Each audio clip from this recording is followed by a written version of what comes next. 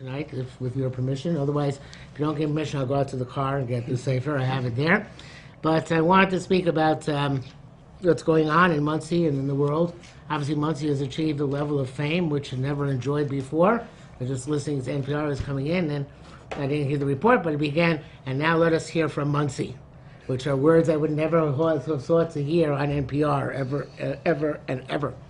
So, obviously, there was, as you know, there was an attack on a shul, Rabbi Rottenberg shul, Motzei Shabbos, and 5 people were injured, one critically, and they found the perpetrator was a black gentleman who had been reading for I don't know for how long, but anti-Semitic screeds, and was obviously determined to commit mayhem among Jews. That's it in a nutshell, right? So this follows on after what happened in Jersey City a couple weeks ago, where a couple of black Hebrew Israelites went and tried to kill as many Jews as possible, but they couldn't get into a school, so they went to a grocery store and killed the owner, the owner's wife, and a worker, and a customer, after killing a policeman. So I have a group of which I'm a part. One second, wait a minute. Called Orthodox Jews Against Discrimination and Racism. I actually founded the group about June of 2010. One of the main reasons I founded the group was because I was teaching Ohr Somayach, and there were Baalei Tshuva in Ohr Somayach who were very upset at a specific incident which happened at the time. At that time, there was a school in a town called Emmanuel. Emmanuel is a town in Eretz Yisrael, and the school was a school run by Slonimer Hasidim, and they did not want to admit girls from Eidot HaMizrach, from a Sephardi background, and pressure was brought to bear on them, and they refused to admit them. And there were demonstrations in the streets by what we call Haredi Jews, which were in order to support the school in its exclusion of these girls.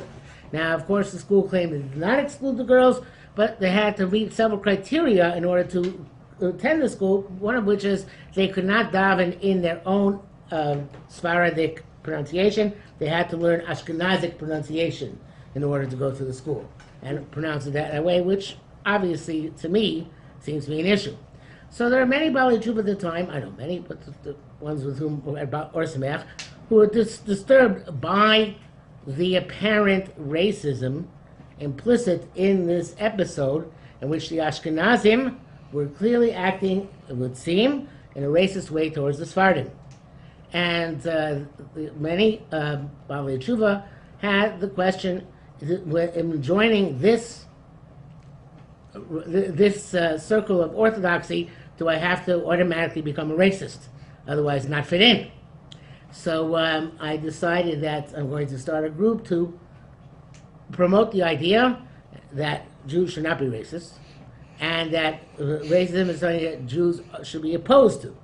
And it went on from the issue of the Ashkenazi versus Sephardim to Jews versus non-Jews, and so on and so forth through the years. Now the group, it's a Facebook group, has about 3,000 members, and it's very active. So the Orthodox Jews Against Discrimination and Racism. But sometime before that, in the early 2000s, I think it was Ray or something, somebody wanted to, I wanted to print a letter in a periodical which is called the Jewish Observer. The Observer was a periodical which no longer exists. It's an publication of the Agudath Israel of America. The people are running the Siyum in 2 days. And it was an article which I published many, many articles over the year. So I wanted to publish a letter to the editor against racism.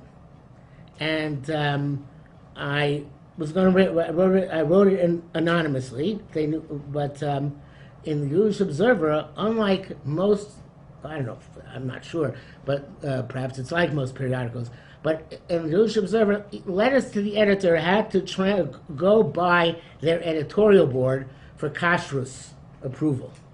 right? I had many times my articles had to go through kashrus approval. So, for example, once I wanted to write an article on the basis of using Pinocchio as a mashal for something, and they nixed the use of Pinocchio. You could not use. I wrote the article and excluded Pinocchio. But in this article, so there was a member of the editorial board who said to me, "We're not going to publish it." Why are they not going to publish it? So he said to me the following, which is to me a great revelation and a disturbing one, which I'm not 100% sure is actually true, which is that there's a reason why the Jewish Observer will not publish articles about honesty in business. What would be the reason not to publish such articles? Because they're not going to help anyway. Because the people who come from Hungarian and other Eastern European backgrounds have so embedded within them the idea that Goyim are there to be cheated, and they were nasty to us for so many years, so therefore they don't deserve better treatment at our hands. And therefore, what's the point of washing our dirty laundry in public if it's not going to do any good anyway? It's an interesting idea. And he said the same thing is true about racism in the Orthodox community. Yeah, it's wrong. We certainly should not condone it. We should try and eliminate it if possible, but we're not going to be able to. So therefore, why bother washing our dirty laundry in public if it's not going to accomplish anything? Can you stop seeing their open mouth? It's not that amazing. Is it? Really? Why? It's just astonishing. Like, what in the world? That just sounds crazy. It's just, I mean, did they just like skip all of Pirkei Avos? No, they just told the parts Pirkei Avos which are going to be we're capable of enforcing. We should encouraging. We should encourage ones which are not going to work anyway. So why should we go down that road? There's a certain logic to it. But that's not a Torah perspective at all. I mean, the whole point is to. The perspective is to fight the battles that you think you can win, not battles you think you can't win. Push them off sometime in the future. Look, I don't agree with the perspective, but it's an interesting perspective. So I'm going to share with you the letter that I wrote. It is on the internet. We'll share it tonight. So I wrote. I needed a hook to publish the letter, so I wrote in a fine essay teaching Churban Europa to our children, teaching the Holocaust to our children, which was published in May 2003. Rabbi Yaakov Feitman Shlita presents the following cogent point as one of the lessons that we can learn from the Hitlerian plot to annihilate the Jewish people, Rahman al-Islam. Disappointment in the Gentiles, Rabbi Huttner Zatzal taught us, one of the prime lessons of Jewish history is learning not to be enamored of the Gentiles and their ways by recognizing their unreliability throughout the ages. Which is an interesting way of putting it. Non-Jews are unreliable. It's kind of like a car, which the transmission sometimes doesn't work. So that's a very mild way of expressing it.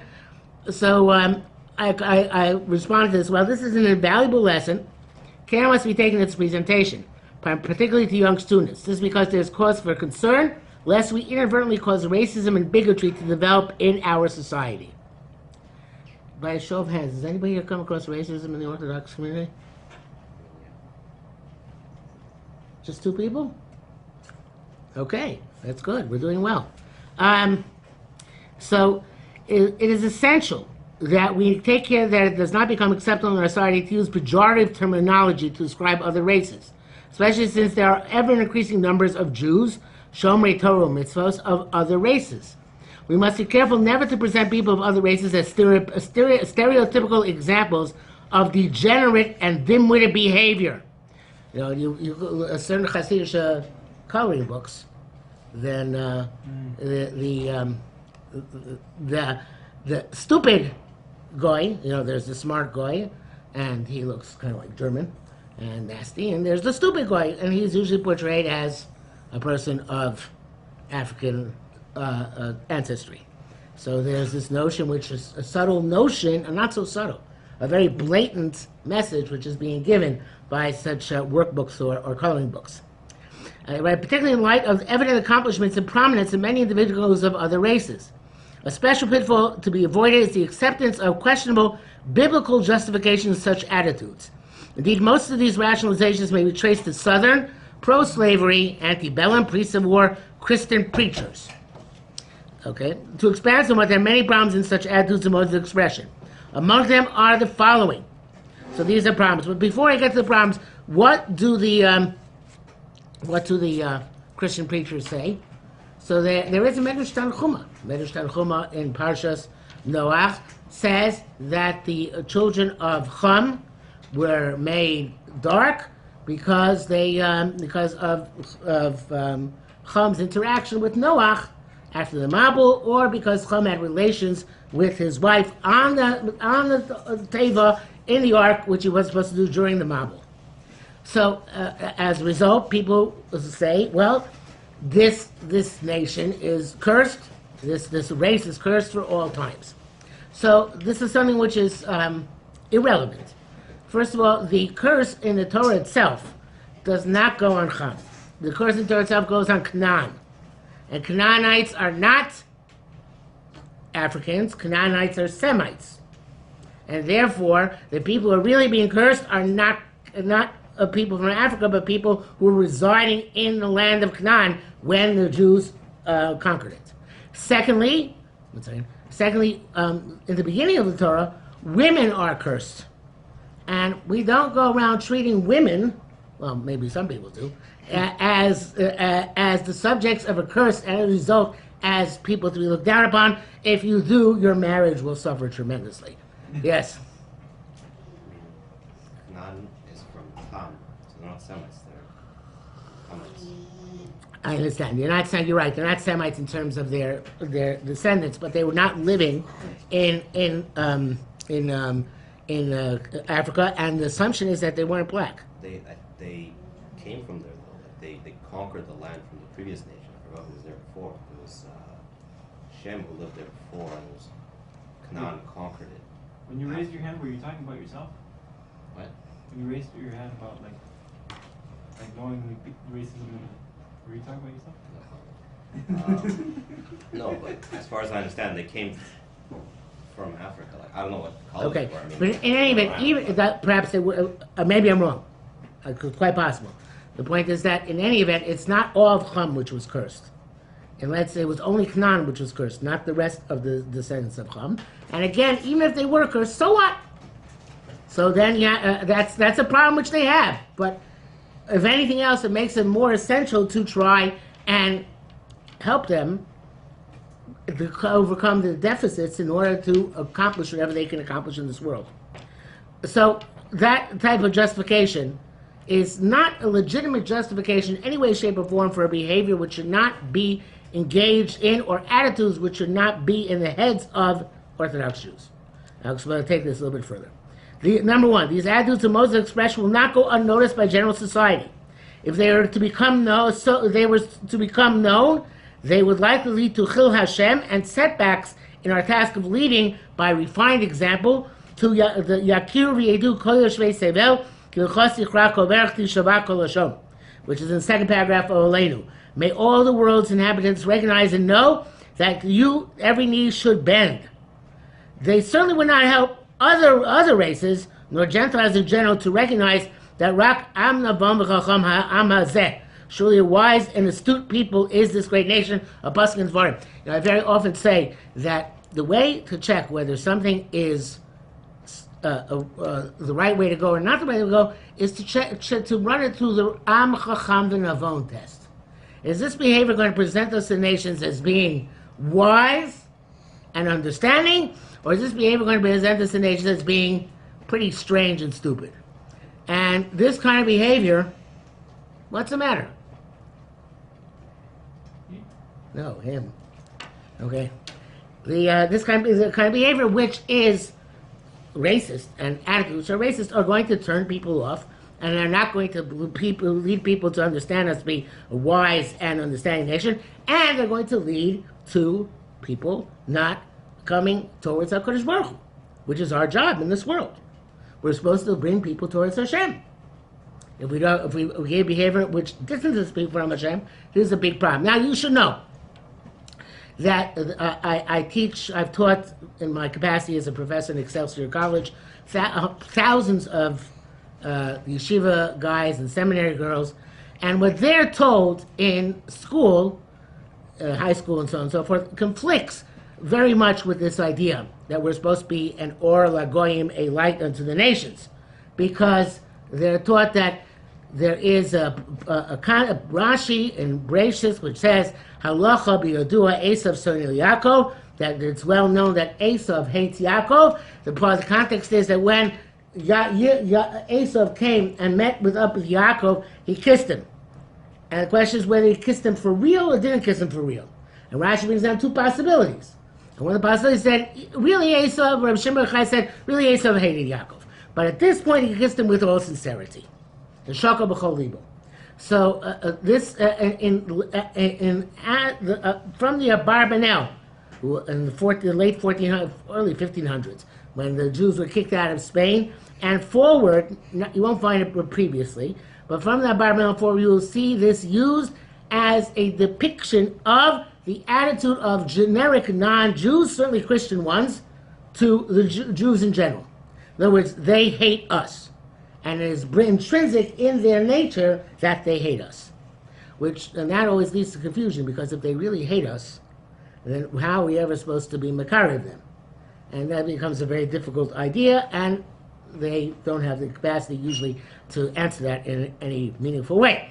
But there is this notion which developed over time that Esav, son of Yaakov, is not just Esav the person, and Yaakov the person, even though that's what seems to be the case, but rather it's halacha. Halacha means they take it to understand something which is permanent and transcendent and not just limited to Yaakov and Esav. There is no proof from the Chazal itself that that's the case. But then, obviously, if you take that way, and there are great rabbis who did take it that way, this leads to a kind of negative perspective towards Goyim in general, and then obviously it can get even more negative vis-a-vis certain groups of Goyim. Okay, so that's one problem. Number two, additionally, all generalizations only apply generally, at best. Nevertheless, they create stereotypes, branding individuals with the typecast of the group. Thus, upstanding members of other races who remain Gentiles, yet may fall into the category of Hasidic Umos Olam, may become subsumed in the derogatory categorization. Now, this is something which bothers me pretty often, especially when I deal with these courses.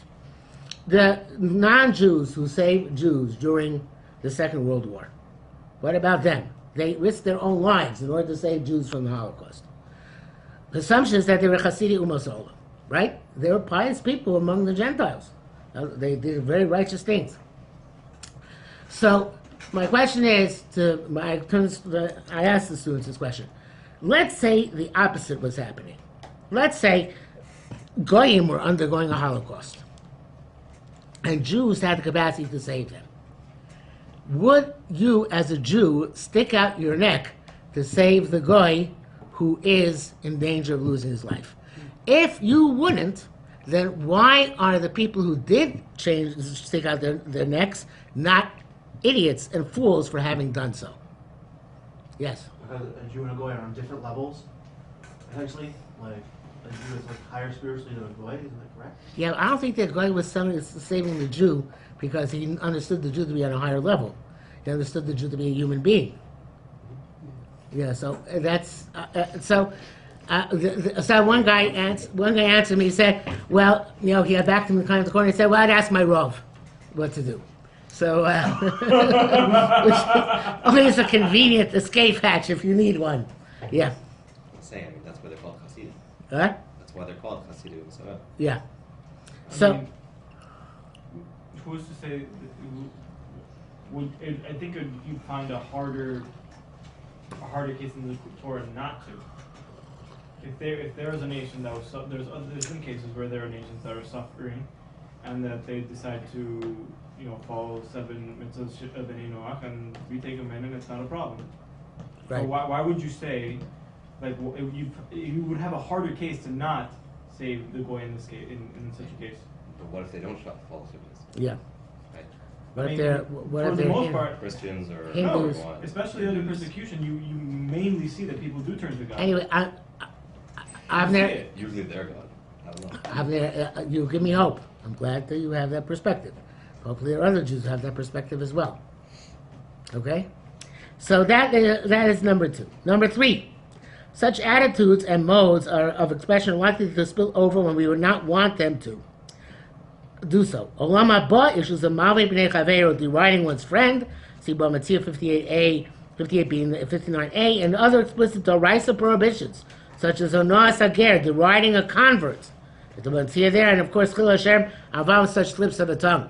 My wife told me when she was the principal of a school in Chicago, and a certain Rav came to speak there, he spoke about the low behavior of Schwarzes.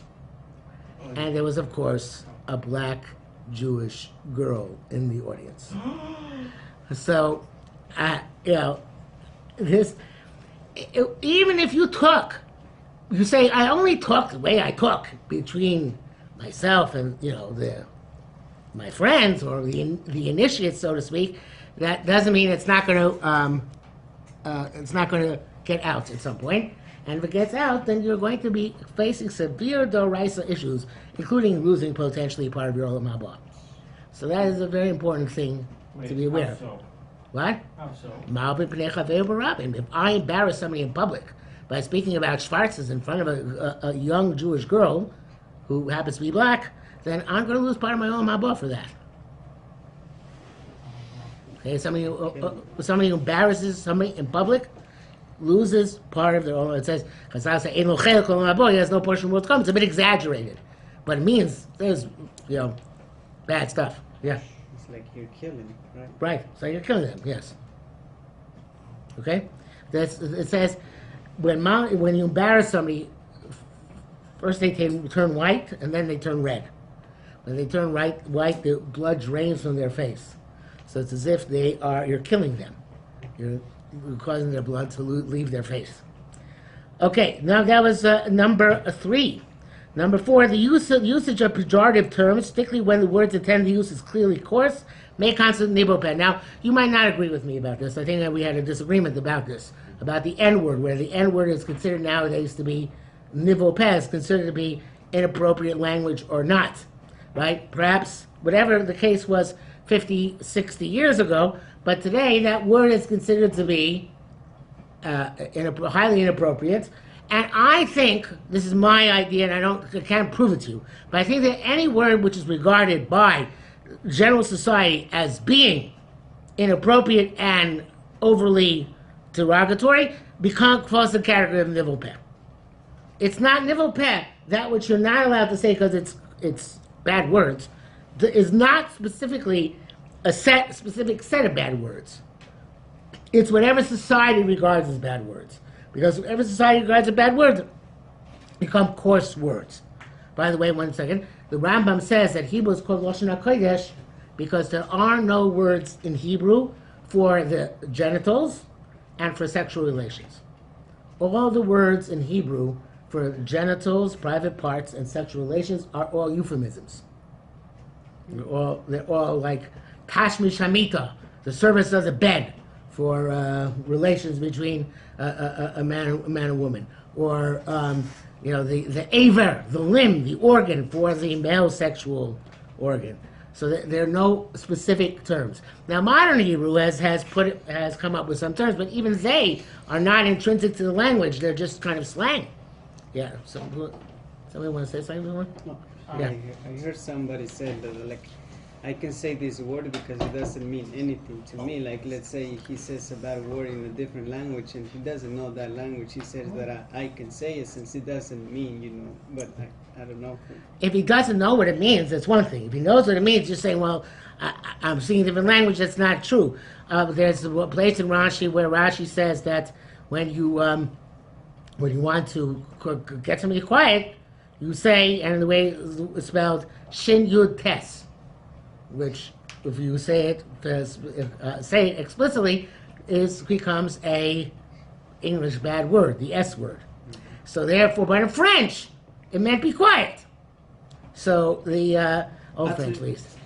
I'd say shiten. What? Right? I'd say shiten. Yeah. It's plural. Let's say I want one branch. Yeah. So I'd say- It's a shita. I'd say shito. Yeah. Yeah. But you're right. No, if one is speaking And if you Hebrew, speak, if you have the havara, right? If you have the pronunciation of the Chassidim, so then that even shita, right? You can't say that, the Torah and today's word, Yeah. doesn't work that way. But it happens to be that would be similar to why you're allowed to call a place Beit El. You don't have to say Beis Kel. Because the Torah says... Because you're using it in term as a place name. So yes, I'm saying a place where people know this word is considered to be a bad word. That's what I'm asking. All because in the English language, You know what you were talking about? Yeah, of course. The English language, something means something else. It means that if you're speaking English, doesn't click. If you're speaking English, what's the problem, Nibopet? The problem is that there's a ruach tumah, there's a spirit of defilement, which a person arouses within himself when he uses language which is over the bounds of normal civility. That ruach tumah depends. You're right. If he's speaking Hebrew, and that word happens to come up, and it doesn't mean that in Hebrew, so he doesn't have the intention of engaging in a ruach tumah, engaging in something which is coarse, foul, and impure. But if a person is speaking English and they use that word, then they are intentionally saying something coarse, foul, and impure. Very good. So let me ask you like this, very simple, very quickly. If let's say somebody's name is Aaron Simcha Shorts, okay, and and now his initials, right, don't spell out in English. Is it bent? Is he? It's interesting point. I like that example because in British English, in England and UK, if you use the word ASS, it's not considered to be vulgar.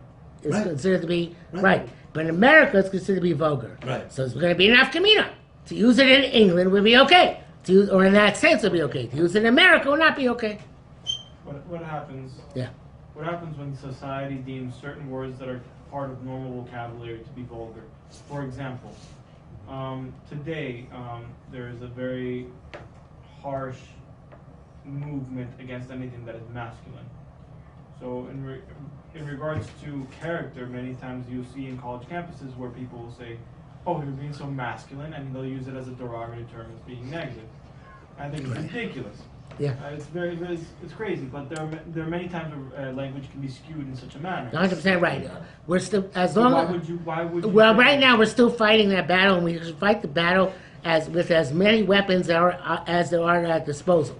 But if we lose the battle, of heaven forfend, then this world becomes sunk further and further in the muck and mire of modern insanity.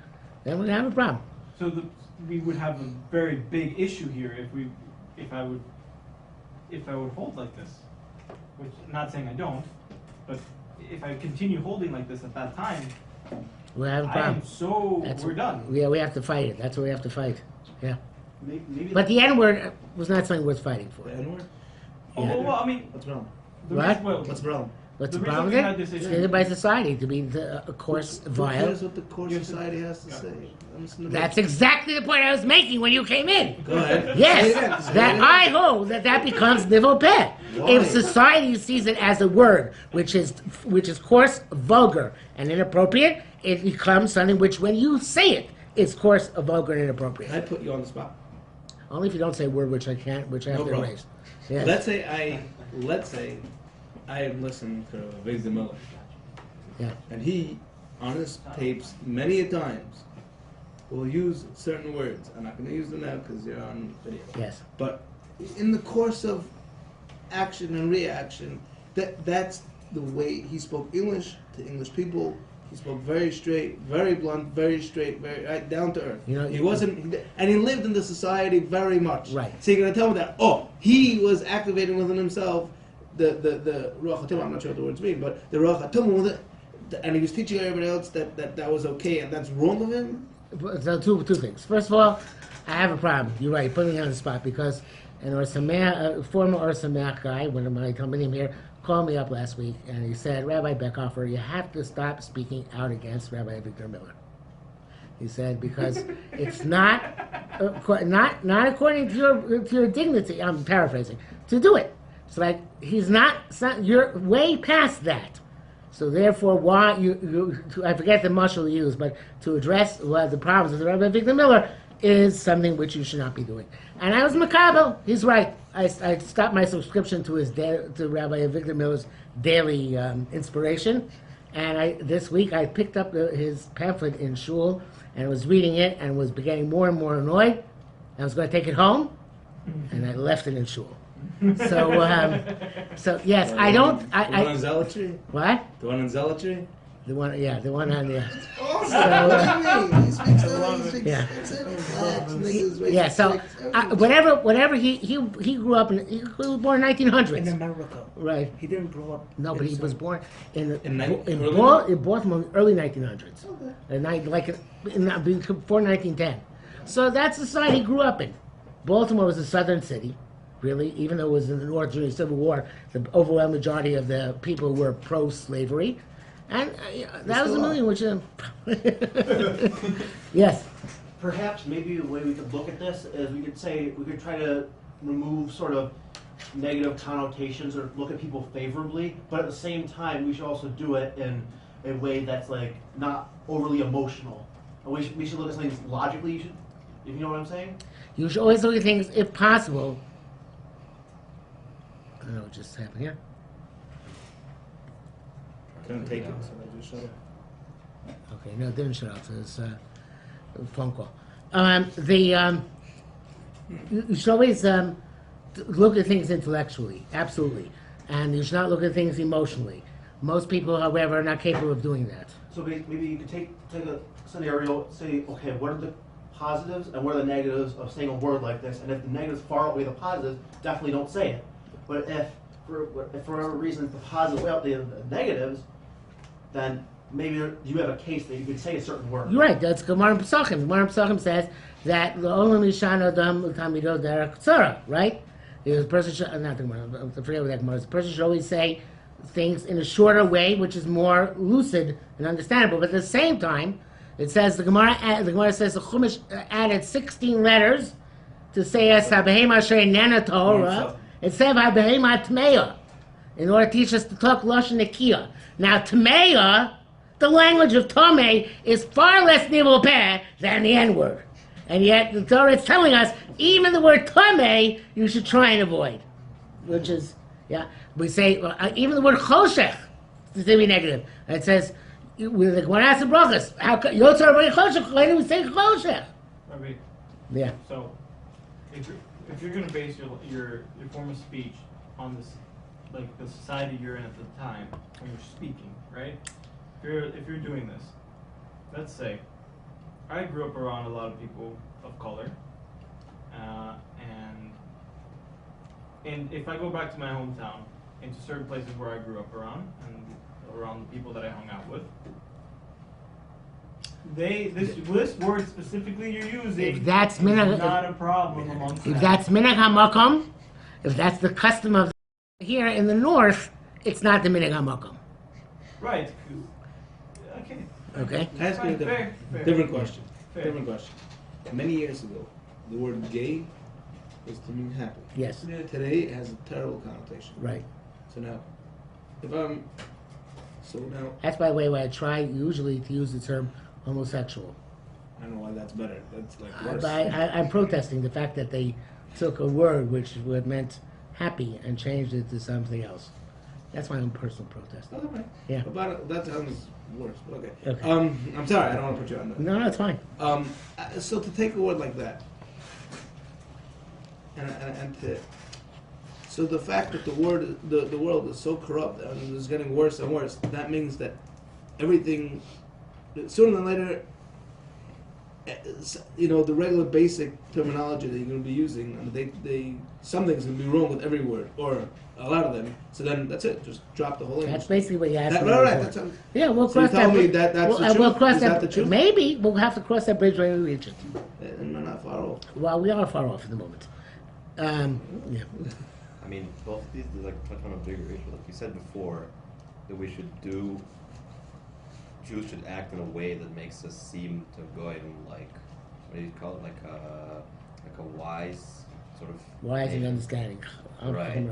Which, I mean, sounds a bit weird because, like, depending on what their standards are, that like usually like the way I've always understood Judaism is it's like we do what's right no matter what anybody else says, more or less.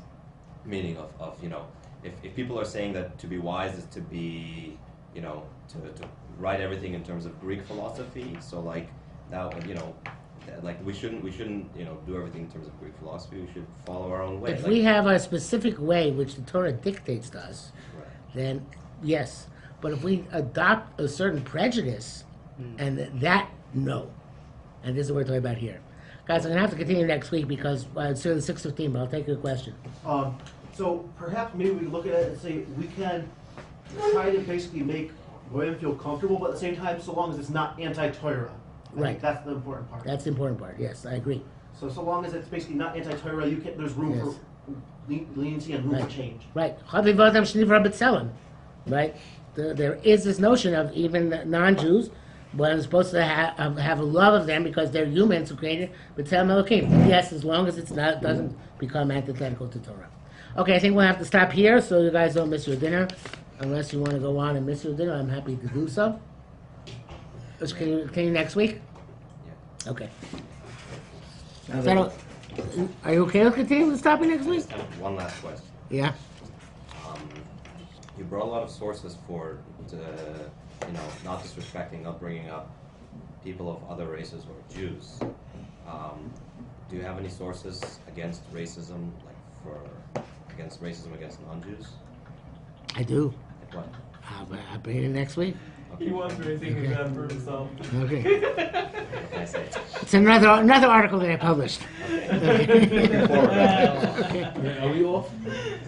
Are we off?